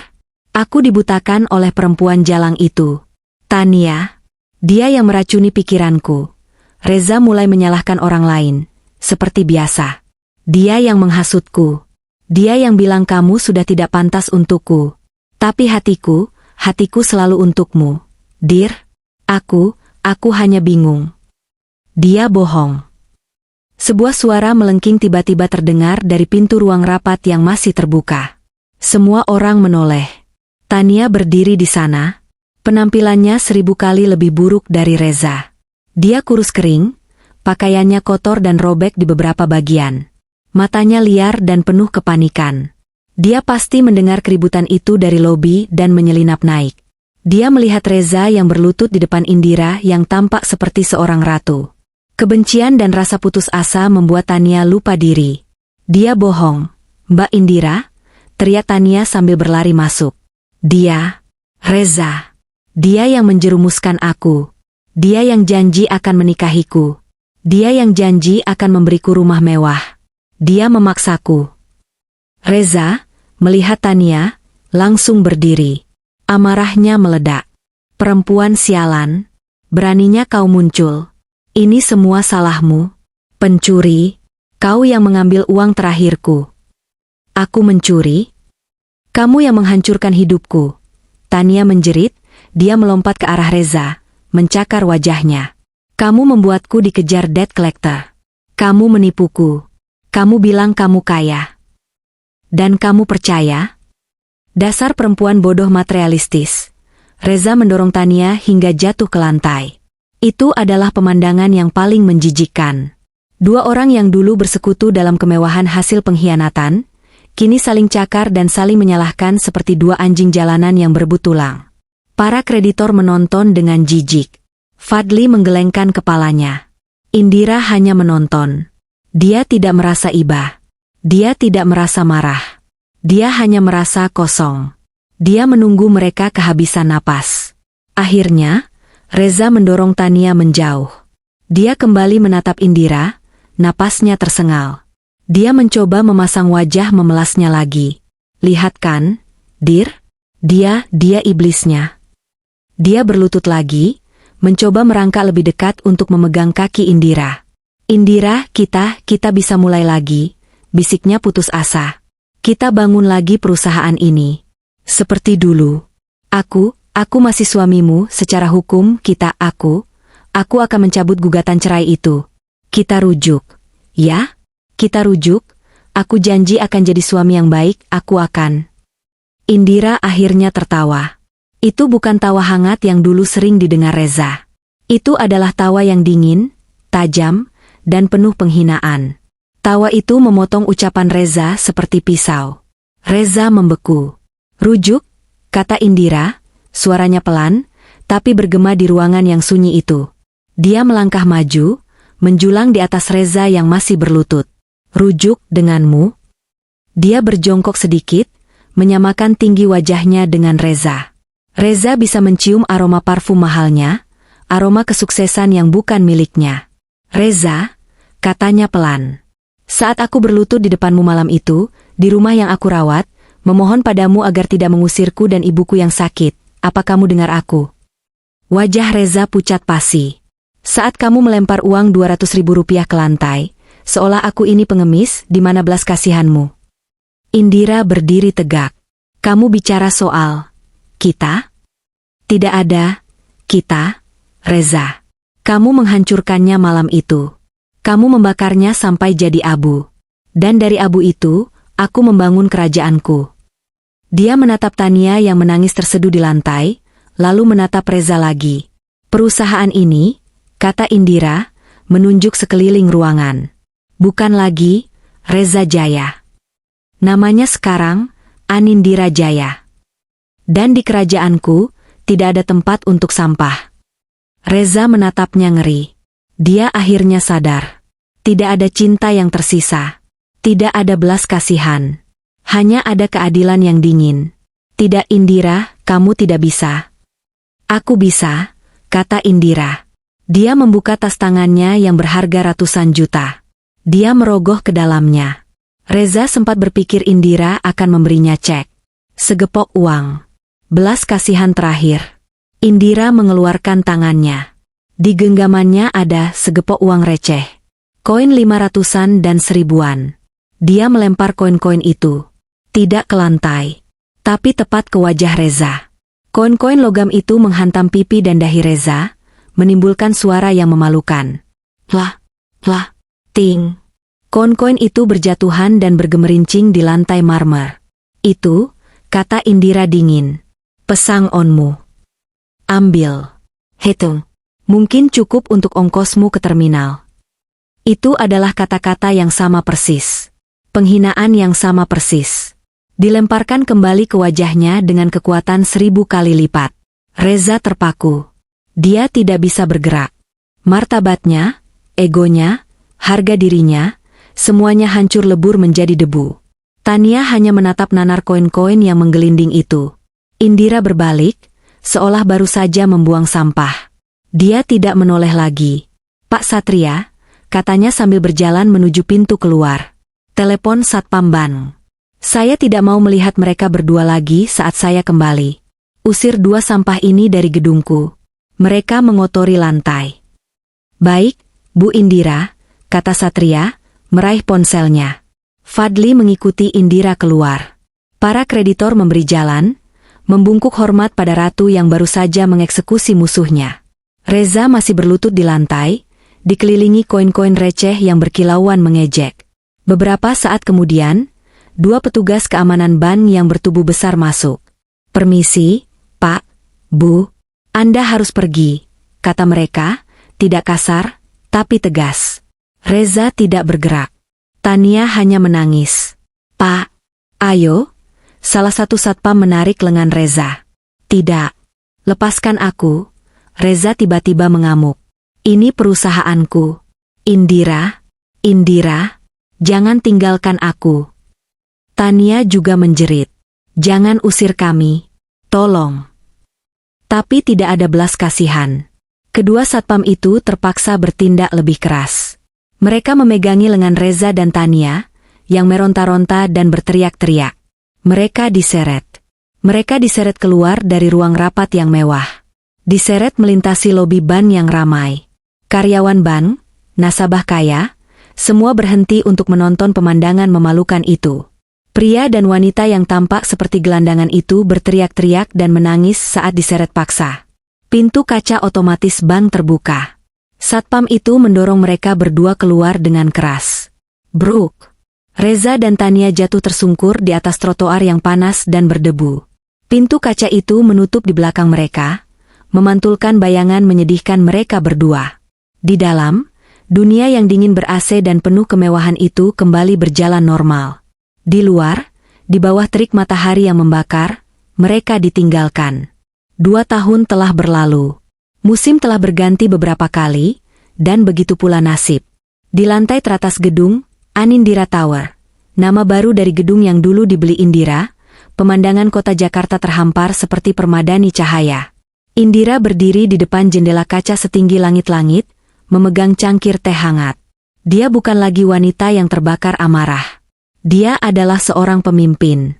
Anindira Solusi Global telah menjadi salah satu nama yang paling dihormati di industri. Dia membeli perusahaan-perusahaan yang hampir bangkrut, seperti milik Reza, dan dengan tangan dingin serta intuisi bisnisnya yang tajam, dia mengubahnya menjadi mesin pencetak keuntungan. Dia dikenal sebagai sang pembaharu. Dia adil, membayar gaji di atas rata-rata, dan sangat menghargai loyalitas. Tapi semua orang tahu satu hal, jangan pernah mengkhianati Ibu Indira. Di apartemen mewah mereka, yang kini lebih terasa seperti rumah, Wulan tertawa. Suaranya nyaring dan penuh kebahagiaan. Dia tidak lagi duduk di kursi roda. Terapi fisik terbaik dan lingkungan bebas stres telah membuatnya bisa berjalan kembali dengan bantuan tongkat berukir yang elegan. Kamu ini, enduk.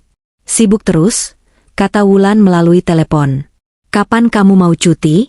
Kita liburan ke Jepang, lihat sakura. Ibu dengar indah sekali. Indira tersenyum, senyum yang tulus. Iya, Bu.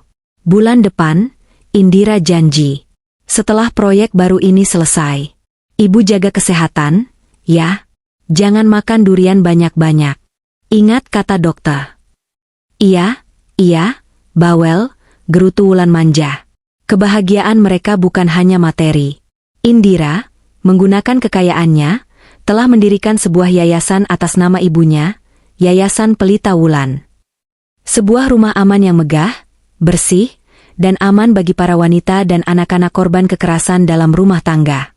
Yayasan itu menyediakan bantuan hukum gratis, pelatihan keterampilan, dan terapi psikologis.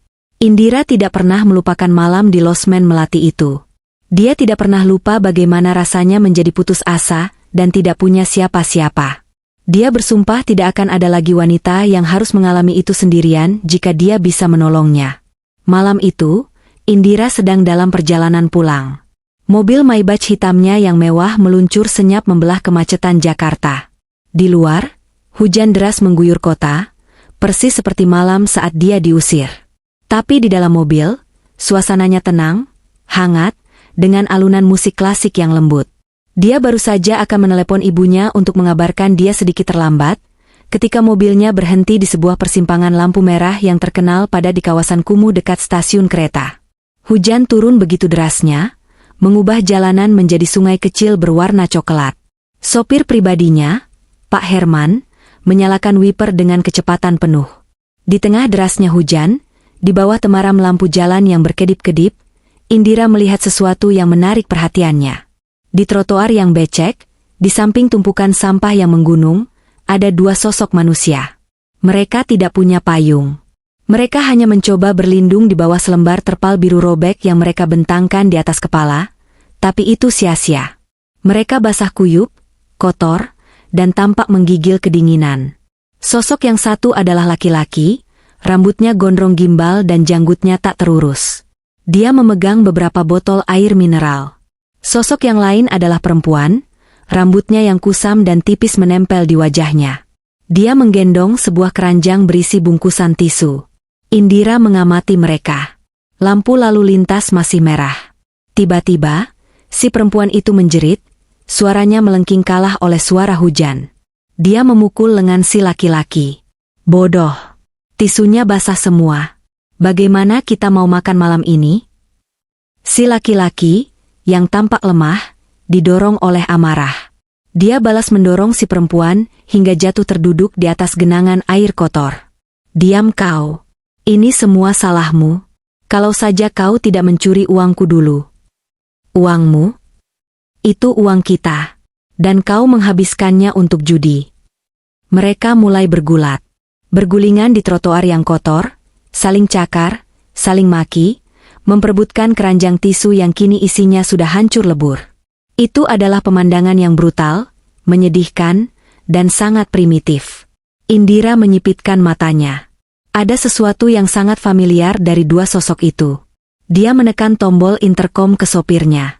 Pak Herman, bisa nyalakan lampu sorot depan sebentar? Yang paling terang. Baik, Bu.